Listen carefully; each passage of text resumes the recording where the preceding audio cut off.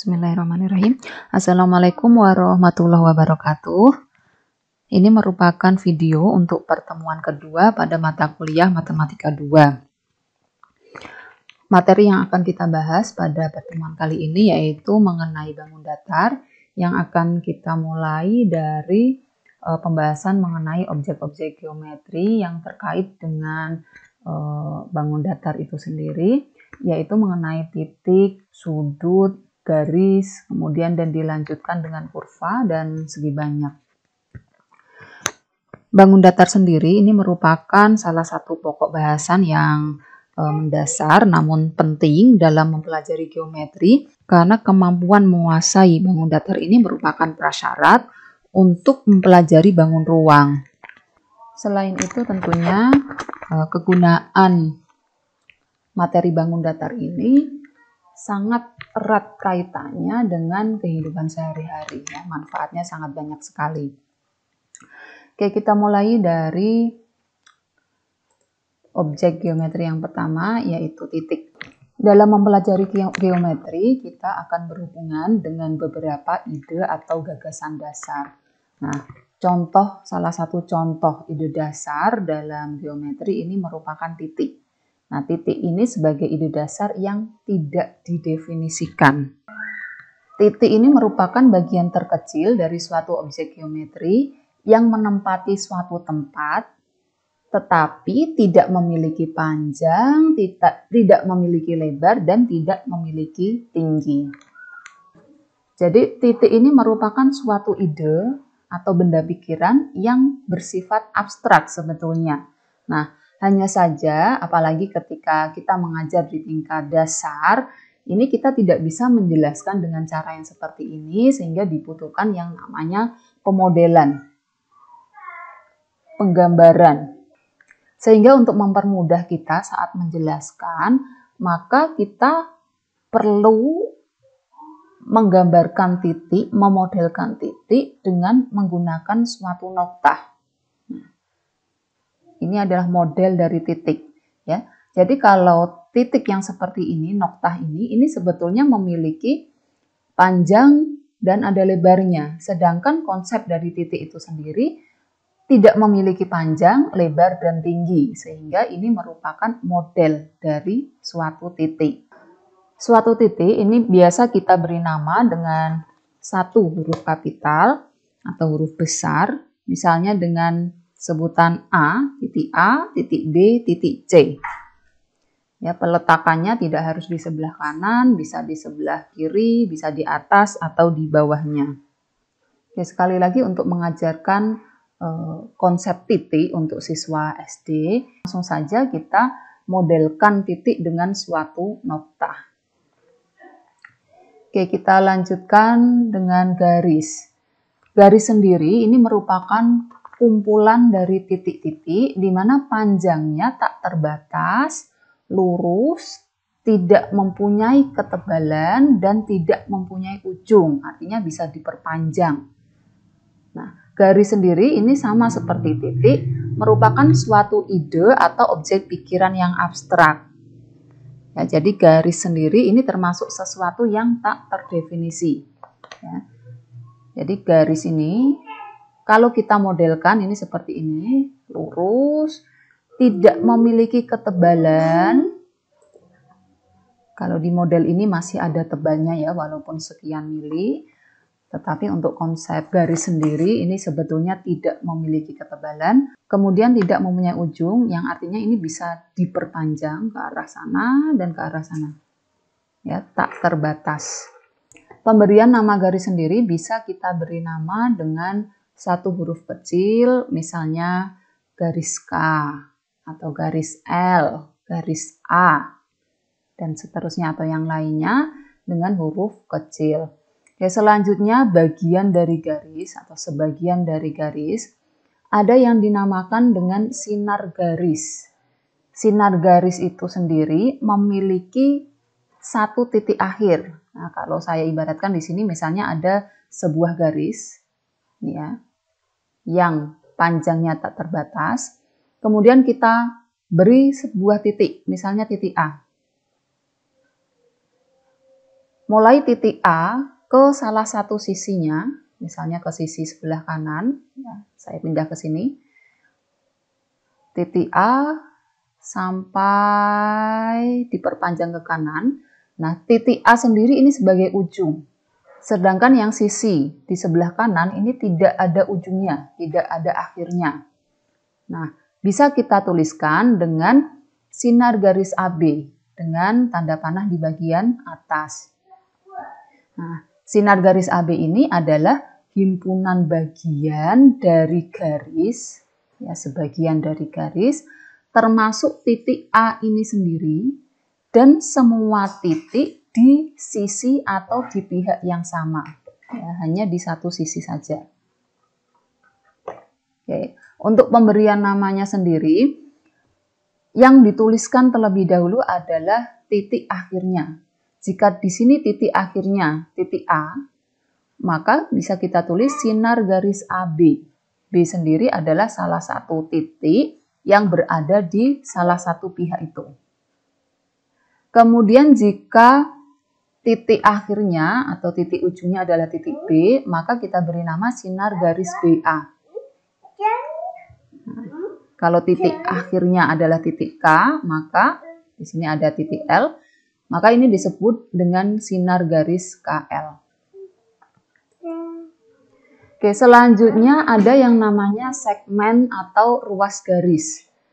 Nah, kalau sinar garis tadi salah satu sebagai titik akhir, sedangkan yang bagian salah satu sisinya tidak ada ujungnya, bisa diperpanjang.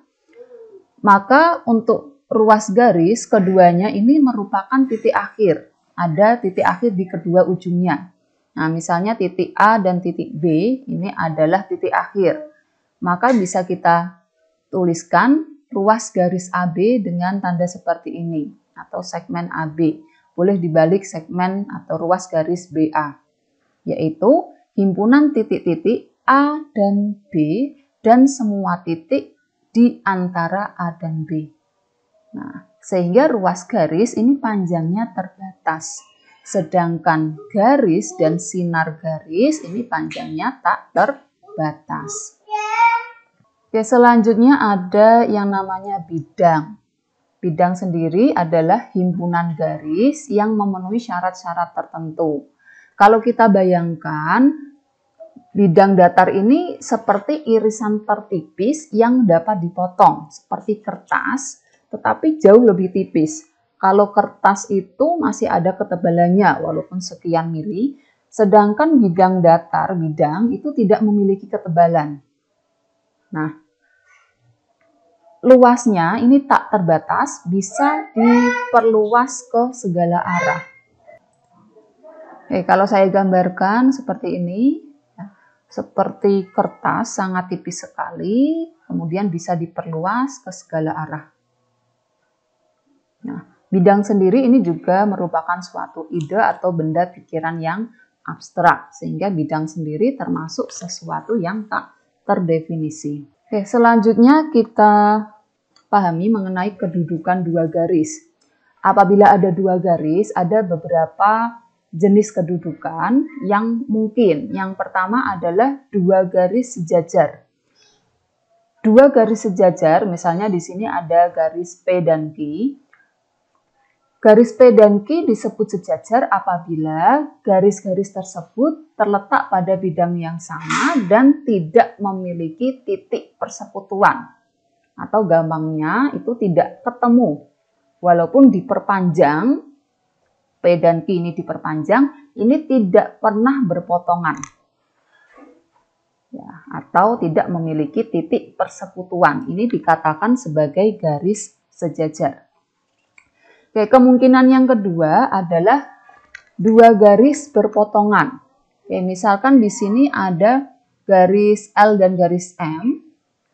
Garis L dan garis M ini dikatakan dua garis yang berpotongan apabila kedua garis bertemu pada satu titik atau dikatakan memiliki satu titik persekutuan.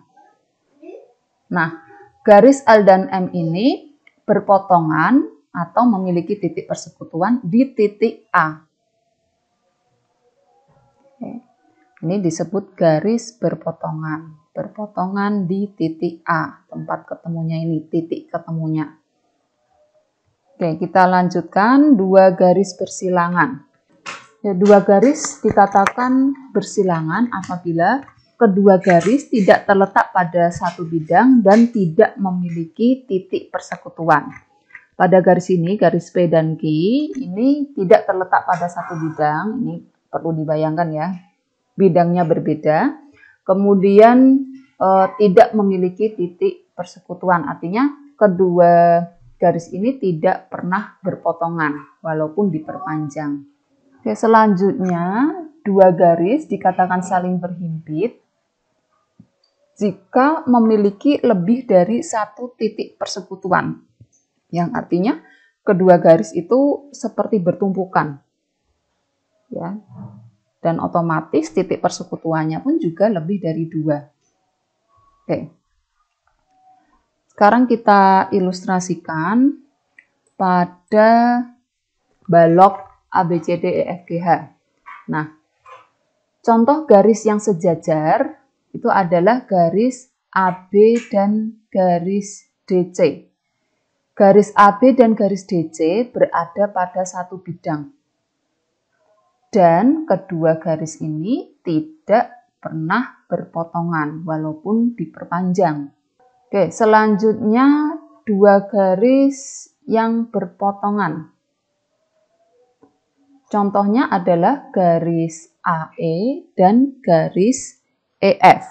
Garis AE dan garis EF ini berpotongan di satu titik, yaitu di titik E.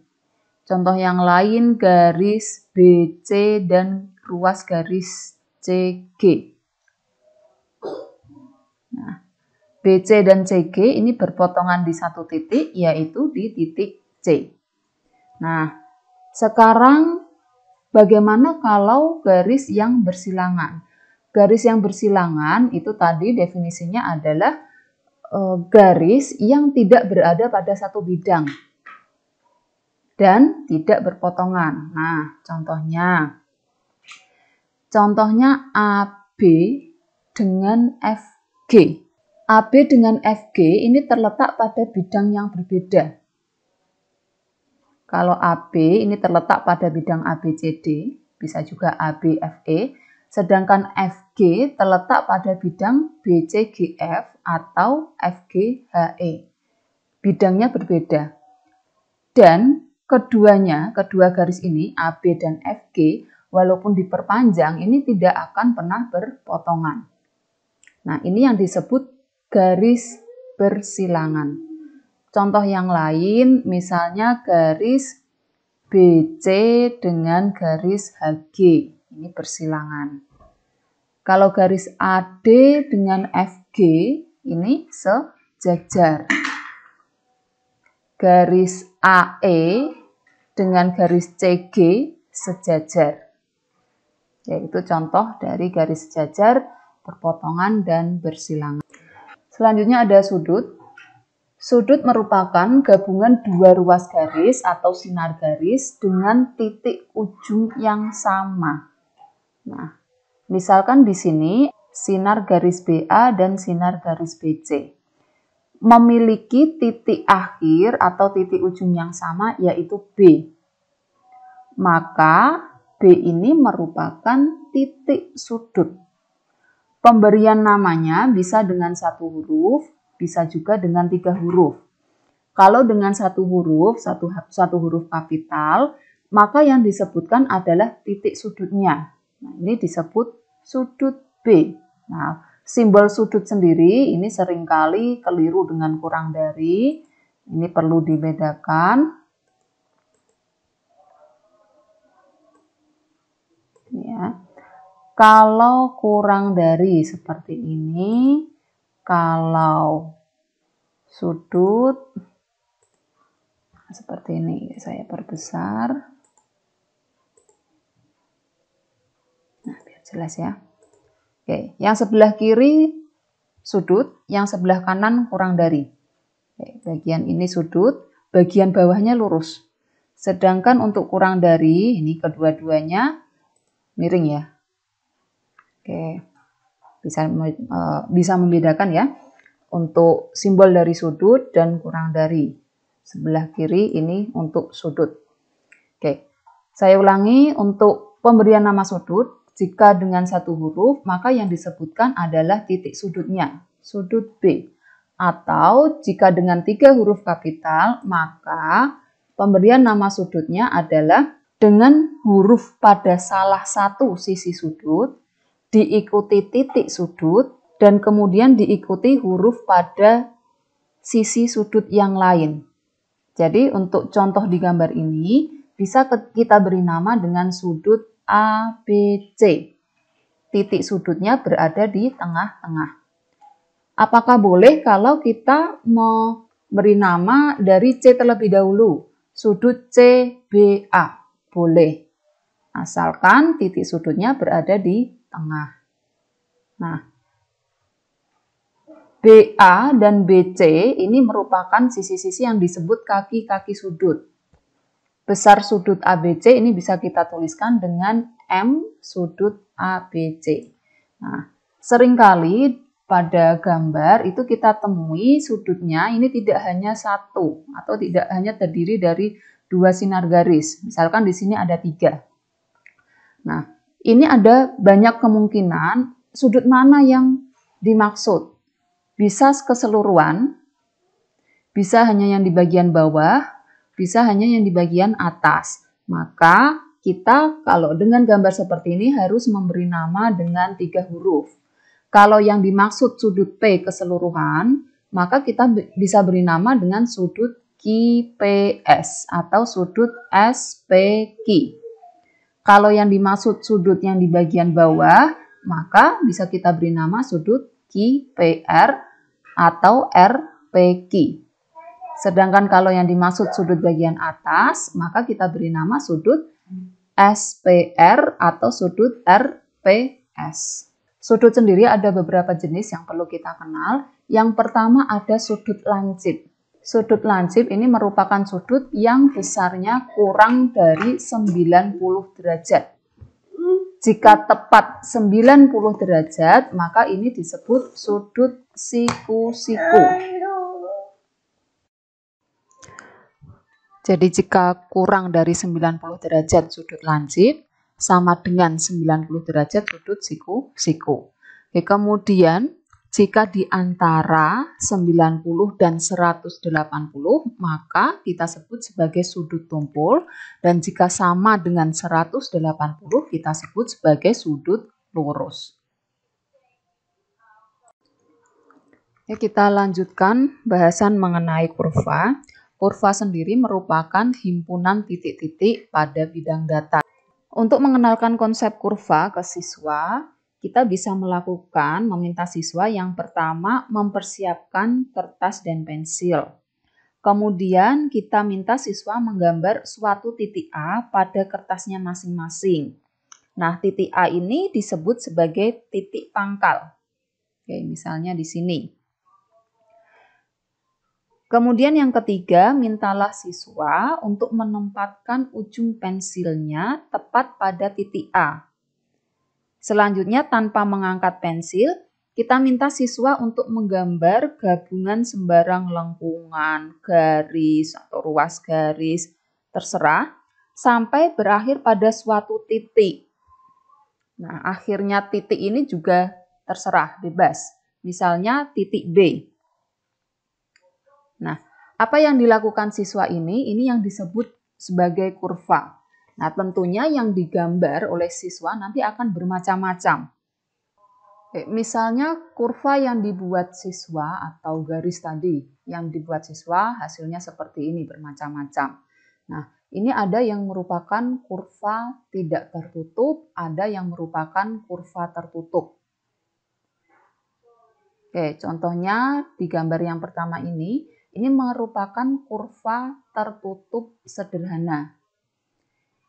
Ini kurva tidak tertutup sederhana. Ini juga kurva tertutup sederhana, ini juga sama. Ini kurva tidak tertutup, tidak sederhana. Kurva tidak tertutup sederhana.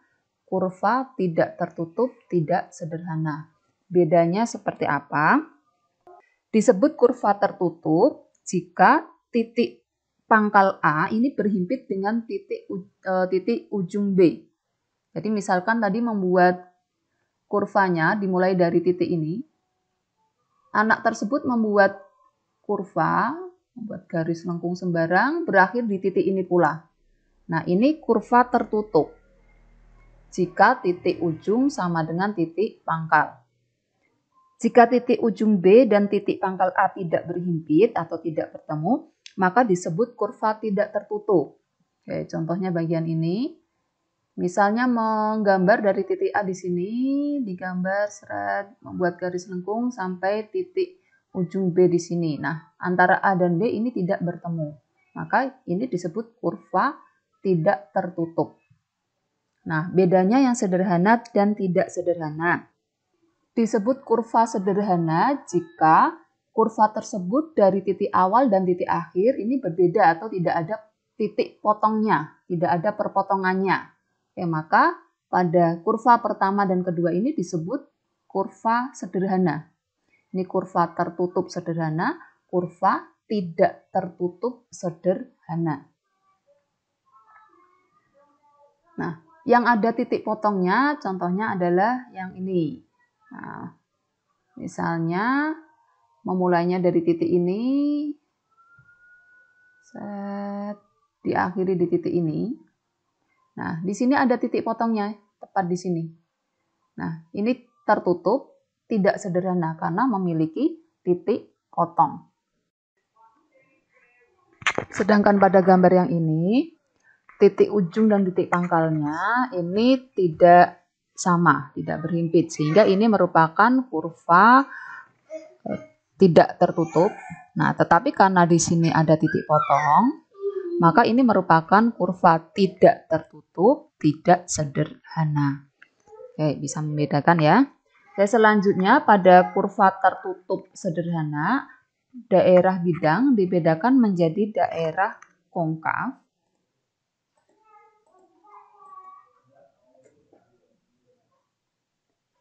dan konveks.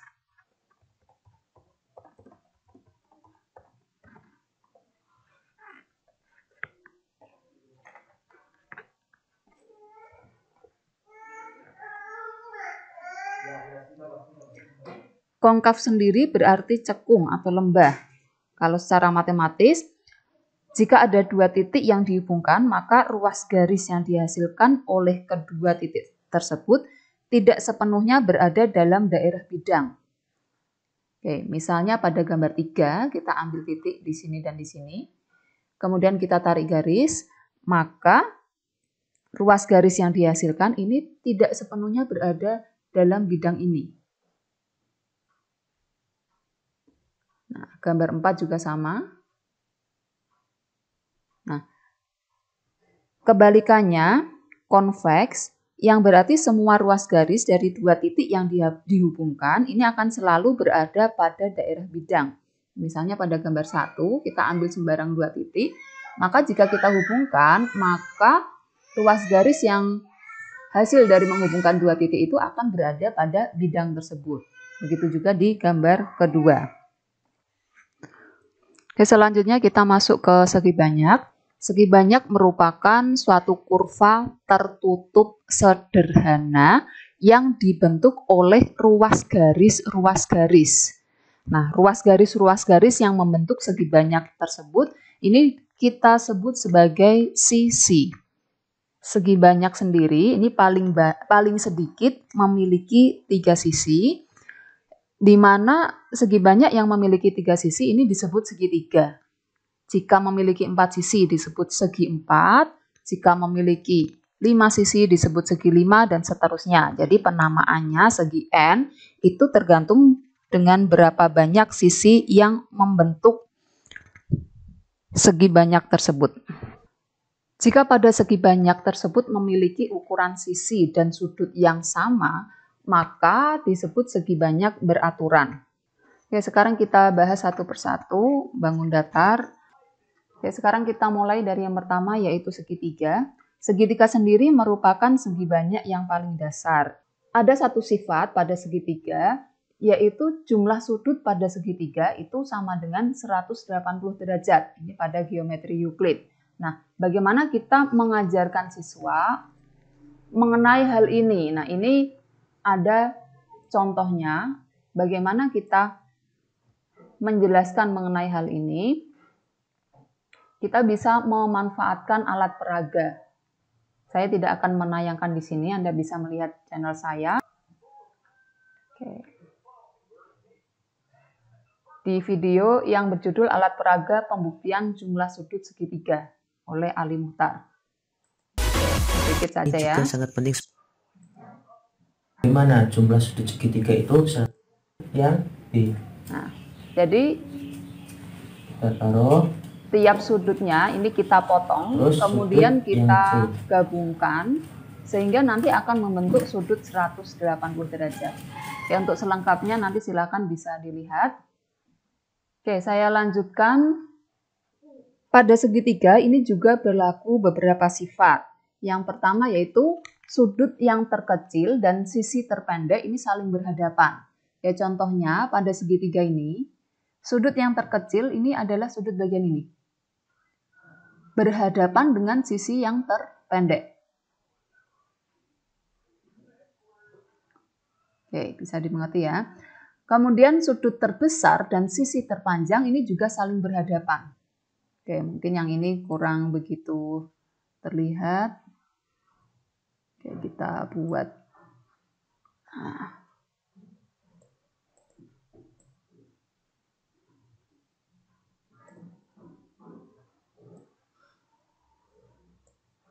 Oke, terlihat ya. Sudut yang paling besar adalah sudut ini, sisi yang terpanjang adalah sisi di hadapannya. Jadi, urutan sisi yang terpanjang ini juga berkorelasi dengan sudut yang terbesar. Ya. Sudut yang paling kecil menghadap sisi yang terpendek, yang sedengan atau yang tengah besarnya. Ini juga panjang sisinya berhadapan dengan panjang sisi yang ukurannya tengah. Sudut yang terbesar berhadapan dengan sisi yang terpanjang. Oke, selanjutnya pada segitiga ini sekurang-kurangnya memiliki dua sudut lancip. Jadi sudut lancipnya bisa 2, bisa 3, tetapi tidak mungkin hanya satu sudut lancip. Oke, selanjutnya ada beberapa garis istimewa yang perlu kita kenal karena ada kaitannya terutama untuk mencari luas segitiga. Yang pertama ada garis tinggi, garis berat, garis bagi, dan garis sumbu. Garis tinggi sendiri ini merupakan garis yang ditarik melalui salah satu titik sudut dan tegak lurus terhadap sisi di hadapannya. Misalkan kalau kita tarik dari titik A, maka kita tarik tegak lurus terhadap BC. Apakah garis tinggi hanya ini saja? Tidak. Kita bisa menarik dari titik B. Titik B ditarik tegak lurus terhadap AC. Bisa juga kita tarik dari titik C, kita tarik tegak lurus terhadap AB. Ini disebut garis tinggi. Nah, garis tinggi inilah yang nantinya kita gunakan untuk mencari luas segitiga sebagai tinggi segitiga. Nah, seringkali yang menjadi kesalahan siswa, tinggi segitiga itu diambil dari sisi yang berdiri.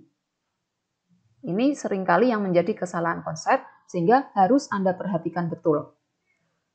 Oke, jadi, tinggi segitiga itu bukan garis pada, belum tentu ya, belum tentu garis yang berada pada sisi yang ini ya, tegak ini. Tetapi garis yang ditarik tegak lurus. Kecuali kalau segitiganya segitiga siku-siku. Ini berbeda lagi.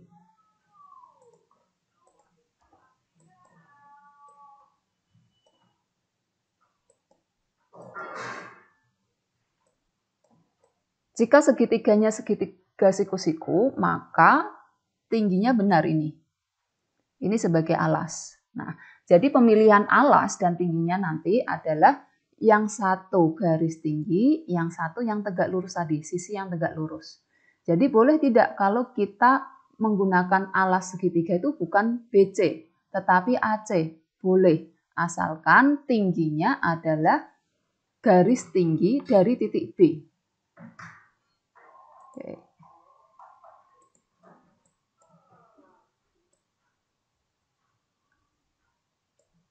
Nah, misalkan ini ya.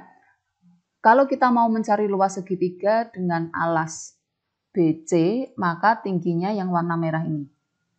Kalau alasnya AC, tingginya yang warna hijau ini. Artinya alas dan tinggi segitiga itu harus saling tegak lurus. Oke, bisa dimengerti ya. Oke, selanjutnya garis berat. Garis berat adalah garis yang ditarik dari titik sudut sehingga membagi sisi di depannya menjadi sama panjang. Jadi misalnya kita menarik dari titik A, mau kita tarik ke BC. BC ini kita bagi dua, tengah-tengah titik. Nah, kemudian kita tarik garis. Ini namanya garis berat.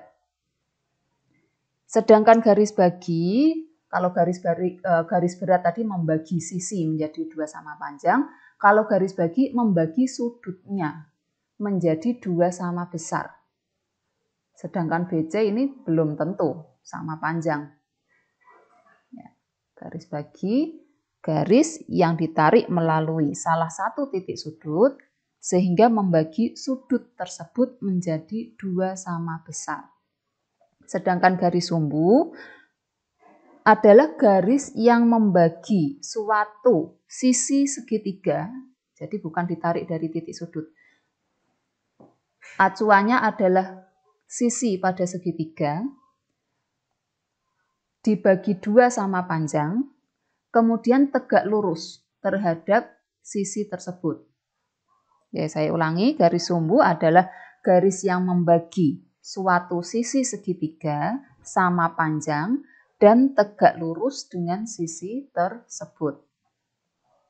Yaitu macam-macam garis istimewa pada segitiga. Oke, selanjutnya untuk jenis segitiga sendiri, kita bisa melihat berdasarkan panjang sisinya. Jika ketiga sisinya sama panjang, maka kita sebut sebagai segitiga sama sisi. Nah, pada segitiga sama sisi ini, selain sisinya yang sama panjang, sudut-sudutnya ini juga sama besar. Kalau jumlah keseluruhan tadi 180, maka masing-masing sudut pada segitiga sama sisi ini besarnya adalah 60 derajat. 180 dibagi 3. Oke, selanjutnya segitiga sama kaki, yaitu segitiga yang memiliki dua sisi yang sama panjang. Ada dua sisi yang sama panjang. Nah, sisi segitiga yang sama panjang ini disebut dengan kaki-kaki segitiga. Besar sudut pada kedua kakinya ini sama besar. Ya, bagian ini, sudut ini dan ini sama besar. Oke, selanjutnya segitiga sembarang, yaitu segitiga yang semua sisinya tidak sama panjang. Demikian juga dengan sudut-sudutnya, ketiganya tidak sama besar. Sedangkan berdasarkan besar sudutnya, segitiga dibedakan menjadi segitiga lancip, siku-siku, dan segitiga tumpul. Segitiga lancip yaitu segitiga yang ketiga sudutnya atau semua sudutnya merupakan sudut lancip. Kemudian segitiga siku-siku yaitu segitiga yang memiliki satu sudut siku-siku. Tidak mungkin dua apalagi tiga. Satu sudut siku-siku. Nah, pada segitiga siku-siku jika karena satu sudut sudah 90 derajat, maka dipastikan dua sudut yang lain ini merupakan sudut lancip. Karena ini sudah 90, sisanya 90 ini dibagi dua. Ya, dipastikan sudut lancip untuk dua yang lain. Kemudian segitiga tumpul, yaitu segitiga yang memiliki salah satu sudutnya lebih dari 90 derajat dan kurang dari 180 derajat. Atau salah satu sudutnya merupakan sudut tumpul. Sedangkan dua sudut yang lain merupakan sudut lancip.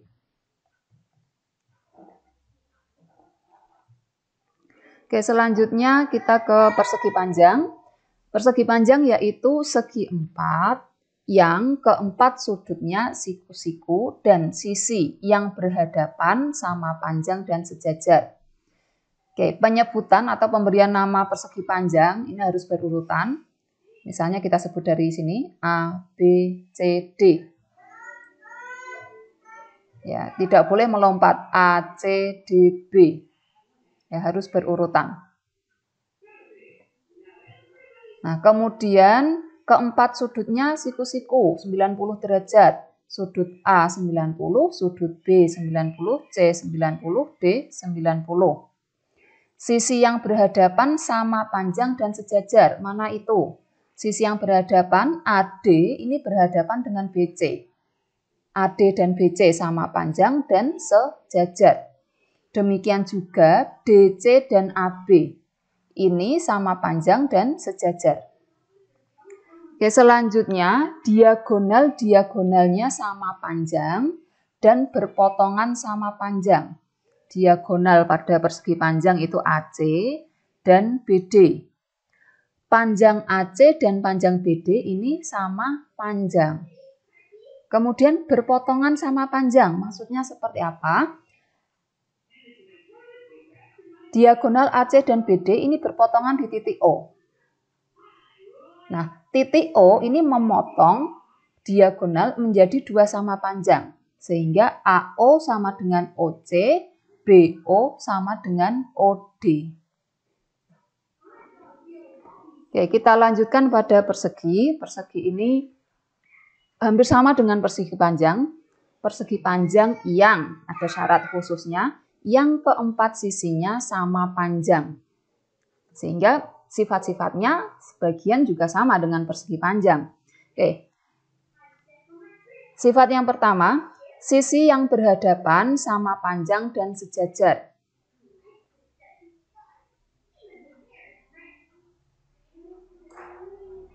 Ya, karena ini merupakan persegi panjang maka mengikuti. Tetapi selain itu, persegi keempat sisinya juga sama panjang. Sehingga AB sama dengan BC, sama dengan CD, sama dengan DA. Oke, selanjutnya sudut-sudutnya sama besar, sama dengan persegi panjang ya. Sudut A sama dengan sudut B, sama dengan sudut C, sama dengan sudut D, sama dengan 90 derajat. Nah, kemudian diagonal-diagonalnya ini yang berbeda. Diagonal-diagonalnya saling berpotongan. Itu sama, tetapi tegak lurus. Kalau pada persegi panjang tidak tegak lurus. Membagi dua sama panjang, ini juga sama. Jadi yang membedakan diagonal-diagonalnya saling berpotongan tegak lurus dan membagi dua sama panjang. Oke, kemudian poin kelima ini juga yang membedakan dengan persegi panjang. Sudut-sudutnya dibagi dua sama besar oleh diagonal. Sudut D ini terbagi oleh diagonal BD ini menjadi dua sama besar, 45, 45, 45, 45, dan seterusnya. Oke. Kita lanjutkan jajar genjang. Jajar genjang yaitu segi empat yang memiliki dua pasang sisi sejajar dan sama panjang. Oke. Dua pasang sisi sejajar itu yang mana? Yang pasangan pertama sisi AB dan CD ini memiliki ini sisi sejajar dan sama panjang. Pasangan yang kedua adalah sisi BC ini sejajar dan sama panjang dengan DA. Oke, apakah ini berarti persegi panjang ini termasuk jajar genjang? Ya, jajar genjang yang khusus yaitu yang memiliki sudut 90 derajat. Oke, bisa dibedakan ya, jajar genjang. Kemudian persegi panjang itu jajar genjang yang khusus. Persegi itu persegi panjang yang khusus. Ada syarat tambahannya. Oke, kita lanjutkan untuk sifat jajar genjang. Sudut-sudut yang berhadapan sama besar. Yang disebut sudut berhadapan itu yang mana? Sudut A dan sudut C. Ini berhadapan. Sedangkan sudut A dan B ini sudut yang berdekatan atau bersebelahan. Nah, kalau sudut yang berhadapan sama besar, sudut A sama dengan C, sudut B sama dengan D, maka sudut yang berdekatan atau bersebelahan ini jumlahnya 180 derajat atau saling berpelurus. Oke, sudut A tambah B 180, sudut B tambah sudut C 180, sudut C tambah sudut D 180 derajat. Sedangkan jumlah keempat sudutnya ini 360 derajat. Kemudian diagonal-diagonal membagi menjadi dua sama besar. Oke, diagonal AC ini nanti akan membagi jajar genjang menjadi dua sama besar. Oke, selanjutnya yang keenam, kedua diagonal ini akan berpotongan di tengah. Misalkan berpotongan di titik P. Maka nanti AP sama dengan PC dan BP sama dengan PD. Ya, selanjutnya trapesium. Trapesium ini merupakan segi empat yang memiliki tepat sepasang. Hanya sepasang. Sisi berhadapan sejajar. Nah, sepasang sisi berhadapan itu yang mana? Yaitu sisi AB dan sisi CD. Ini sisinya berhadapan dan sejajar. Sehingga secara umum memiliki sifat yang pertama memiliki sepasang sisi berhadapan sejajar, yaitu AB sejajar CD.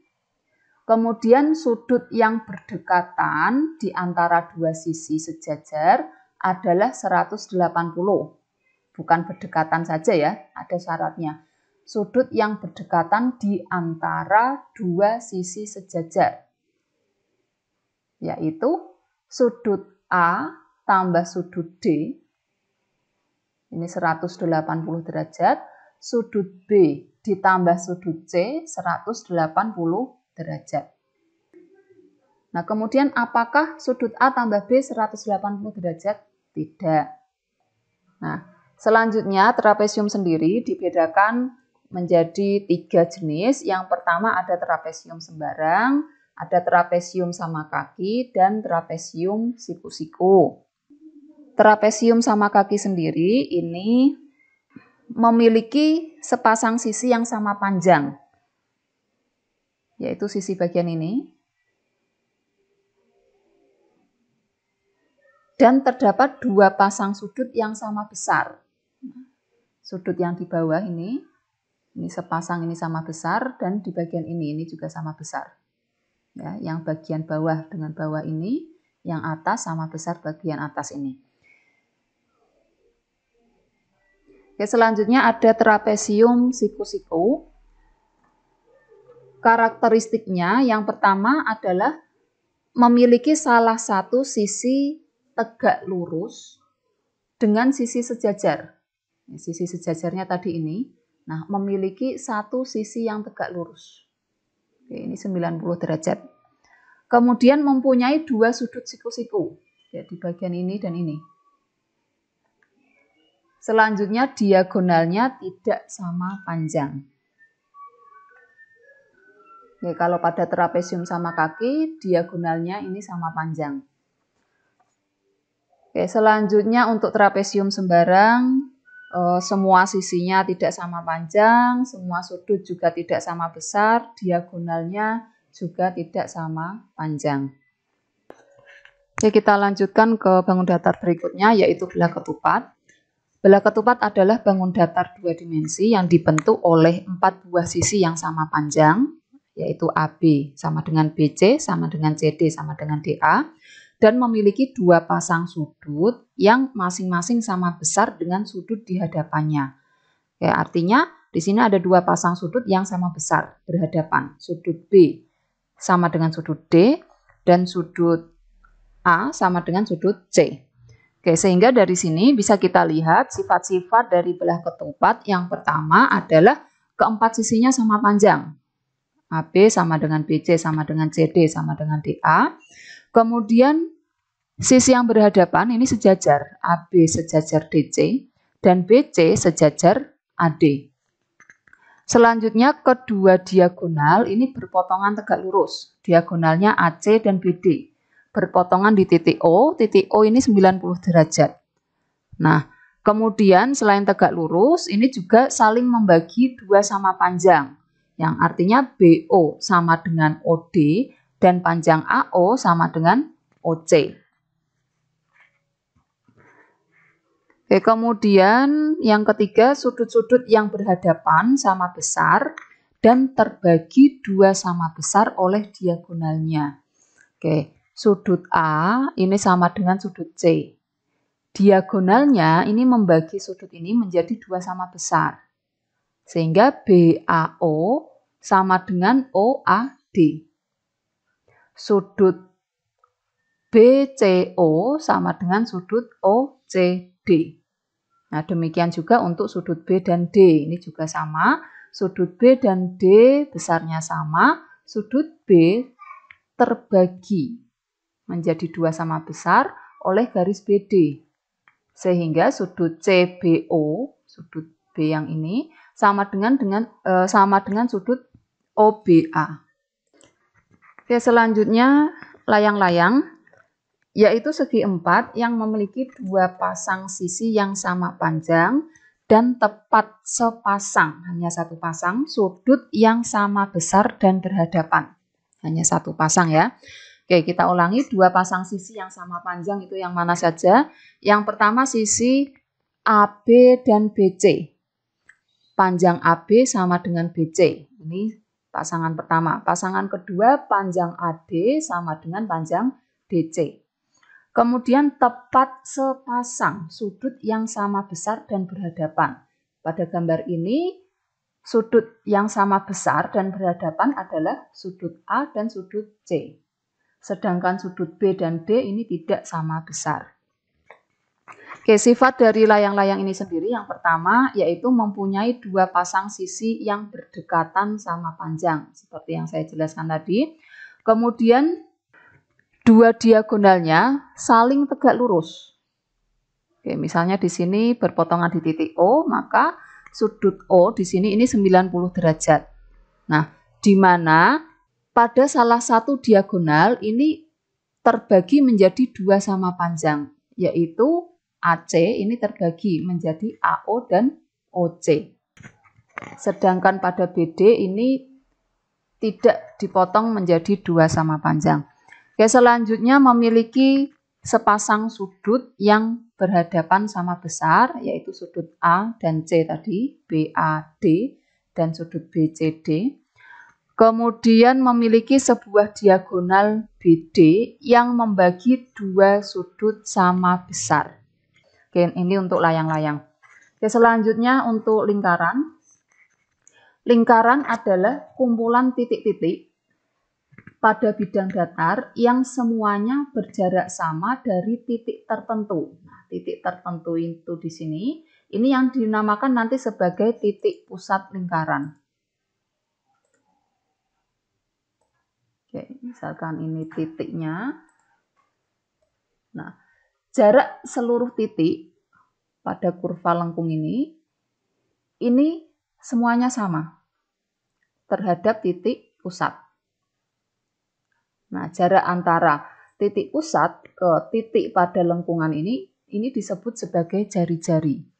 Ini titik pusat, ini lengkungannya, kumpulan titik-titik. Nah, ini disebut dengan lingkaran yang membentuk suatu garis lengkung jika dihubungkan. Oke, unsur-unsur lingkaran sendiri, yang pertama tadi ada titik pusat, pada gambar ini titik O. Kemudian ada jari-jari, yaitu garis yang menghubungkan titik pusat dengan titik pada lengkungan, pada lingkaran. Misalnya di sini gambar ini adalah AO, bisa juga OB, bisa juga OD. Ini jari-jari lingkaran. Kemudian diameter lingkaran sendiri adalah garis lurus yang menghubungkan dua titik pada lengkungan lingkaran dan melalui titik pusat. Nah, pada gambar ini, AB ini merupakan diameter. AB, titik A dan titik B pada lengkungan lingkaran dan melalui titik pusat. Ini dinamakan diameter. Panjangnya diameter ini 2 kali jari-jari.